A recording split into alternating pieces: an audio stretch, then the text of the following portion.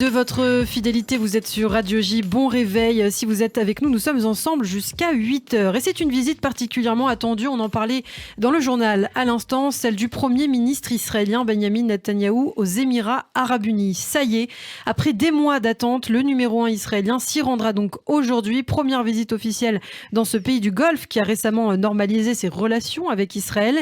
À l'occasion de ce voyage, on l'a dit, Benjamin Netanyahou rencontrera le prince héritier d'Abu Dhabi, le cheikh Mohamed Ben Zayed Al Nahyan.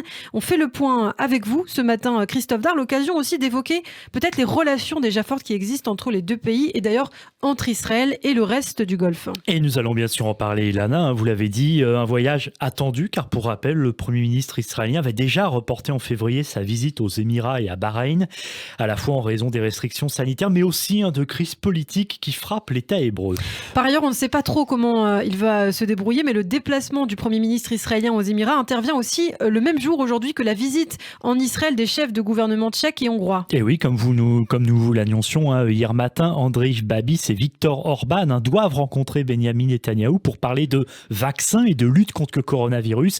Pour l'instant, peu de détails ont fuité dans la presse concernant l'organisation de ces rencontres. En fait, il est dit que le Premier ministre israélien Benjamin Netanyahou, qui est donc se rendra donc à la fois aux Émirats, mais aussi peut-être au Bahreïn, donc comme c'était prévu en février dernier. C'est en tout cas ce que rapportait il y a quelques semaines la chaîne 13 israélienne. Oui, selon des médias arabes et israéliens, le numéro 1 de l'État juif devrait passer une journée à Abu Dhabi, puis ensuite à Dubaï et à Manama, c'est la capitale de Bahreïn.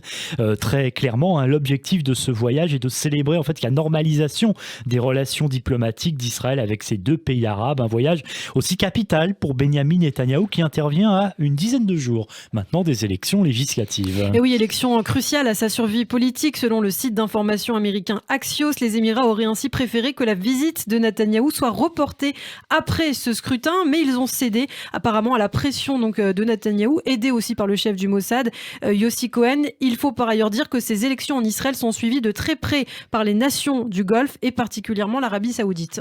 Et oui, et une citation qui dit tout, Netanyahou est le fer de lance du combat contre l'Iran. Nous sommes inquiets qu'il soit remplacé par le leader de l'opposition. C'est ce qu'auraient en effet déclaré plusieurs sources saoudiennes à nos confrères d'I24, un proche de la famille royale saoudienne, affirmait ainsi aux médias israéliens qu'il espérait qu'il n'y aura pas d'alternance politique. Une source saoudienne qui reste à confirmer, bien sûr Christophe, mais qui interroge aussi sur la relation qu'entretient le Premier ministre israélien Netanyahou et les leaders arabes du Golfe, ainsi que sur cette politique de rapprochement avec les pays de la région, particulièrement aussi sur le dossier iranien. On y reviendra à la fin de cette chronique. Oui, d'ailleurs, cette même source, toujours au micro d'I24 News, a également précisé que Benjamin Netanyahou n'était pas seulement apprécié par le régime, mais bien aimé, et qui poursuit, il est incroyable, il dispose du charisme nécessaire et c'est ce qu'il fait. Non, vous ne rêvez pas, Ilana, ce ne sont pas des partisans israéliens, mais bel et bien, donc ici, des Saoudiens qui parlent de cela. Déclaration assez incroyable. Et puis une autre source également proche du pouvoir, on peut la citer, qui a confirmé d'ailleurs ses propos, déclare que la famille royale voit en Netanyahou le fer de lance du combat contre l'Iran, mais sans pouvoir l'exprimer publiquement. Aucun pays d'ailleurs ne confirmera publiquement, je pense, ou fera preuve d'ingérence dans les élections d'un autre pays, et surtout pas en Israël. Mais malgré tout, en réalité, on parle du voyage de Benjamin Netanyahou aux Émirats en tant que premier voyage officiel, mais ce n'est pas vraiment une première pour lui. C'est vrai, le dirigeant israélien se serait déjà rendu en fait officieusement dans diverses capitales des pays du Golfe. On en a d'ailleurs parlé ici même en septembre dernier, mois où justement ont été signés les fameux accords d'Abraham. Eh bien, la presse rapportait que le Premier ministre israélien s'était rendu en Arabie Saoudite pour s'entretenir avec le prince héritier Mohamed Ben Salman. Une entrevue qui se serait déroulée en présence de l'ancien secrétaire d'État Mike Pompeo et du chef du Mossad, Yossi Cohen.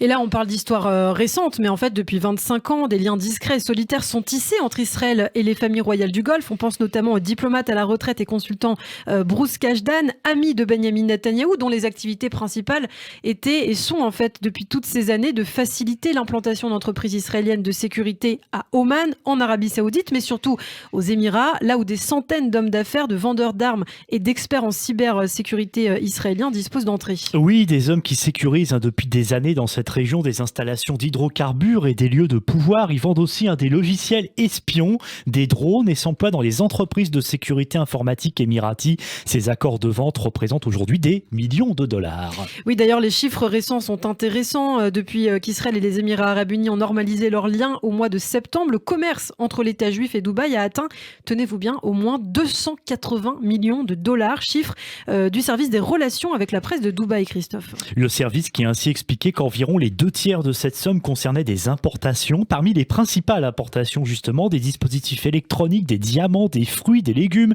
mais aussi des dispositifs médicaux. Côté exportation, cela consiste majoritairement en parfums, en lubrifiants, en pièces de moteur, en téléphone ou bien encore en diamants.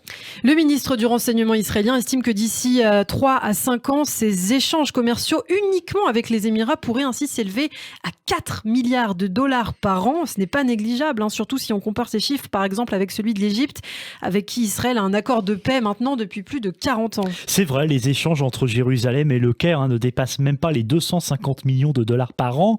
Et là, en quelques mois, on est passé à 280 millions de dollars entre les Émirats et Israël. On voit donc très clairement l'ampleur de ces échanges qui ne cessent de progresser. Il y a donc d'énormes profits à faire pour le commerce israélien. C'est ce qu'a déclaré de son côté le tout premier ambassadeur israélien à Abu Dhabi, Ethan Nahe. Et l'accent est mis à la fois sur le tourisme, l'énergie, mais on retrouve aussi des coopérations dans le domaine de la santé. Par exemple, la start-up israélienne NonoSense, spécialisée dans la fabrication de tests rapides, a ainsi reçu un investissement de la société dubaïote Apex. Et puis toujours dans le domaine de la santé, on peut aussi citer Pluristem Therapeutics, qui est une autre start-up médicale basée à Haïfa en Israël, entreprise qui a également conclu donc un accord avec le centre des cellules souches situé à Abu Dhabi. Et puis enfin, il y a également en cours des accords dans le domaine bancaire. Et en effet, d'ailleurs, le premier accord d'ampleur a été signé au mois de novembre dernier entre la principale banque israélienne et la Banque nationale de Dubaï. Secteur sanitaire, secteur financier, le domaine des technologies israéliennes est aussi en plein essor.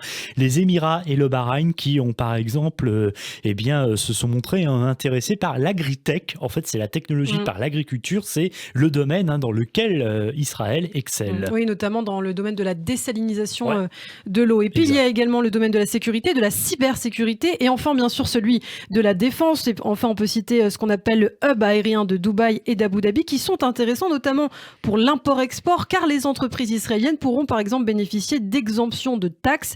Et puis, un avantage aussi pour le tourisme, bien sûr, c'est l'autre grand domaine d'échange. Et oui, ce sera une grande révolution pour les Israéliens qui, on le sait, souvent, après leur service militaire, partent quelque temps en Asie. Là, depuis le mois de novembre, ils peuvent transiter à Dubaï librement et s'y détendre. D'ailleurs, le secteur du tourisme table sur un chiffre de 150 000 à 300 000 Israéliens par an qui pourraient faire le voyage vers les Émirats. Et puis, ce qu'il faut dire, Christophe, c'est qu'Israël, de son côté, va pouvoir bénéficier du pétrole des pays du Golfe, car à ce jour, Israël se fournit actuellement en pétrole principalement du Kurdistan irakien, un pétrole qui transite par la Turquie, le fameux or noir turc. Mais au-delà des intérêts économiques, en fait, ce voyage est aussi l'occasion pour Benyamin Netanyahou de se concerter avec les Émirats et avec le reste des pays du Golfe dans la lutte contre le nucléaire iranien. Et à noter cette déclaration du ministre israélien Gabi Ashkenazi qui a souligné que les deux pays étaient sur la même longueur d'onde en ce qui concernait l'Iran. Son homologue bahreïni Abdulatif bin Rachid Al Zayani a quant à lui affirmé que cette nouvelle alliance aurait plus d'impact pour faire comprendre aux Américains que le danger iranien était une préoccupation profonde et partagée dans toute la région. Merci beaucoup Christophe Dard. On suivra évidemment ce voyage très attendu du Premier ministre israélien Benyamin Netanyahou aux Émirats Arabes Unis.